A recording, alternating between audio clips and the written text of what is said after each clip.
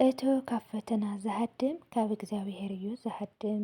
ሓንቲ ሕማቕ ቃል ንሓደ ጥዑይ ሰብ ጨካን ክትገብሮ ሓንቲ ልዕልቲ ቃል እውን ንሓደ ጨካን ሰብ ጥዑይ ትገብሮ።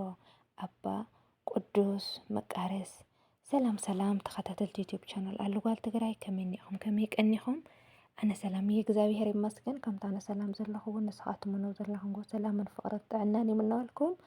ሽምባር ኮራት ኣሕዋተይ ሳብስክራይብ ዘይገበርኩም ሳብስክራይብ ብምግባር ርኢቶኹም ኣይፈልየኒ። ሳብስክራይብ ዝገበርኩም ካብ ብጣዕሚ እየ ዘመስግን። ላይክ ሸር ኮመንት ሳብስክራይብ እናገበርኩም ብርታዕኹም ኣይፈልየኒ። ሽምባር ኮራት ኣሕዋተይ ልማዓንቲ ከዓ ያው ብሂል ኣባዊ ሒዘ መፅአ እኒኹ ላብኡ ከብለኩም እየ። በስመ አብ ወወልድ ወመንፈስ ቅዱስ አሐዱ አምላክ አሜን። ነፍሲ ወከፍ ሰብ ብዛዕባ ሓጢአቱ እንተትዝክር ብዛዕባ ናይ ብፃዩ ሓጢአት ኣይምዘከረን። ኣባ ሙሴ ጸሊም። እቲ ካብ ፈተና ዝሃድም ካብ እግዚኣብሔር እዩ ዝሃድም።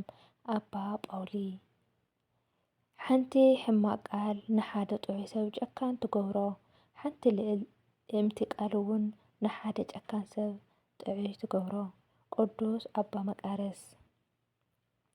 ሓደ ሰብ ክስካብ ዝናሳሕ ኣይፅልን እየ ዝብል እንተኾይኑ ብፍፅም ኣይከናሳሕን እዩ።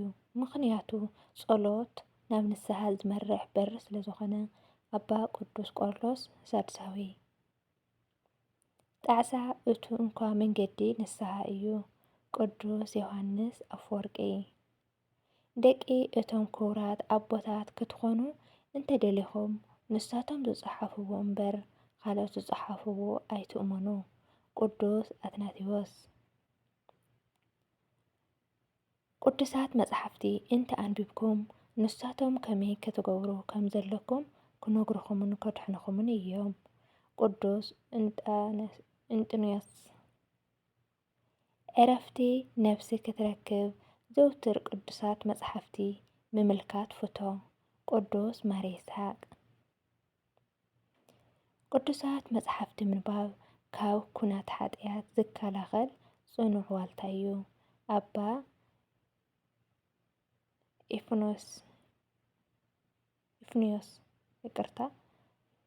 መጽሐፍ ቅዱስን ቅዱሳን መንፈሳውያን ጽሑፋትን ዘየንብብ ሰብ ኃጢአት ምስ ዝገብር ኃጢአቱ ከም ዝገበረ ኣይፈልጥን፣ ክብደት ኃጢአቱ እውን ኣይስምዖን እዩ። ቅዱስ ማር ይስሐቅ። ንዘመናት ተስፋ ስኢና ክንነብር ከለና ኣብ መወዳእታ ዘመን ጌታና መድሓኒና ኢየሱስ ክርስቶስ ህይወትና መልሰልና። ስለዚ ነመስግኖ ኢና። ኣባ ሄርሞን። ንርእስኻ ብሓሶት ኣይትውቀሳ፣ ንርእስኻ መኽሳሲ ትሕትና ኣይኮነን። እቲ ዓብዪ ትሕትና ሰባት ክወቕሱኻ ከለዉ ምዕጋስ እዩ። ቅዱስ ሰርፕየስ። ጸጋ እንተሂብካ በቲ ዝተውሃብካዮ ጸጋ ኣመስግን። ዘይተውሃበካ ጸጋ ክትደሊ ኢልካ እቲ ዝተውሃበካ ከይትስእን። ማር ይስሐቅ። ወርቂ ኩሉ ብሓዊ ከም ዝትፍተን ናይ ክርስቶስ ጸጋን ክብርን ከይተፈተኑ ምርካብ ኣይክእልን። ናይ ዓለም ፈተናን እሳት ቀልጢፉ ይሓልፍ። ኃጢአተኛታት ዝኣተውዎ ገሃንም እሳት ግን ንዘለዓለም እናነደደ ይነብር።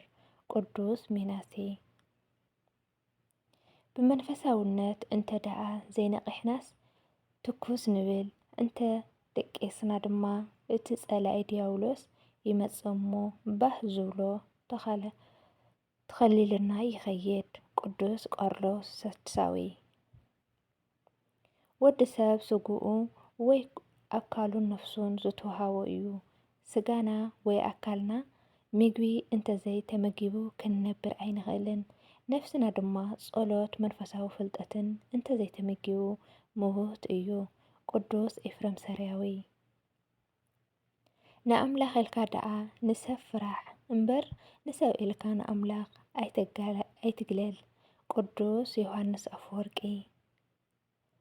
ዓስቢ ትሕትና ፍርሃት እግዚኣብሔር ፍርሃት ክብረትን እዩ።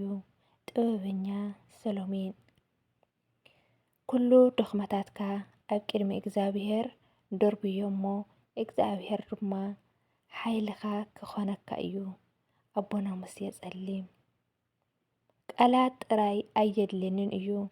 ኣብ ግዜና ምስ ደቂ ሰባት ብዙሕ ቃል እዩ ዘሎ። እንተኾይኑ ዘድልየና ዘሎ ተግባር እዩ። ምክንያቱ እቲ ዘድሊ ፍረ ዘፍረዮ ቃላት ዘይኮነስ እሱ ፍረ ዝረከቦም ቃላት እዩ። ኣቦና ቅዱስ ያዕቆብ ምውዳቕ ኣዳማዊ እዩ፣ ካብ ወዲቕካ ዘይምትንሳእ ግና ሰይጣናዊ እዩ። ቅዱስ ዮሃንስ ኣፈወርቂ ምኽሪ ኣየድልየንን እዩ፣ ካብ ምባል ዝዓቢ ትዕቢት የለን። ኣቦና ቅዱስ ባስልዮስ ብዙሕ ብምዝራበይ ብዙሕ ግዜ ተጣዒሰ፣ ሱቕ ብምባለይ ግና ተጣዒሰ እኳ ኣይፈልጥን። ኣቦና ቅዱስ ኣርስዮኖስ ኣብ ኣምላኽ ዘለካ ተስፋ ምእንቲ ከይተጥፍእ ተስፋኻ ኣብ ዓለም ይኹን። ኣቦና ቅዱስ ሙሴ ጸሊም ካብ ብጽድቂ ዝምካሕ ጸዲቕካ ጽድቂ ሰብ ስለ ኃጢአቱ ዝበኪ ዘማዊ ሰብ እግዚኣብሔር ይፈትዎ። ኣባ ጊዮርጊስ ዘጋስጫ ሓደ ጸላይ ጥራይ ኢና ተኣዚዝና፣ ንሱ ድማ ዲያብሎስ እዩ። ምስኡ ዝፈጸምኩም ከይትዕረቑ ምስኡ ፈጺምኩም ከይትዕረቑ ምስ ሓውኩም ግና ኣብ ውሽጢ ልብኹም ፍጹም ጽልኢ ኣየሃሊኹም። ቅዱስ ዮሃንስ ኣፈወርቂ በስመ አብ ወወልድ ወመንፈስ ቅዱስ አሐዱ አምላክ አሜን። እግዚአብሔር አምላክ ብዝወደቀ ብዝነጠበ ይተኣረመለይ ኣሕዋተይ ማዕሪ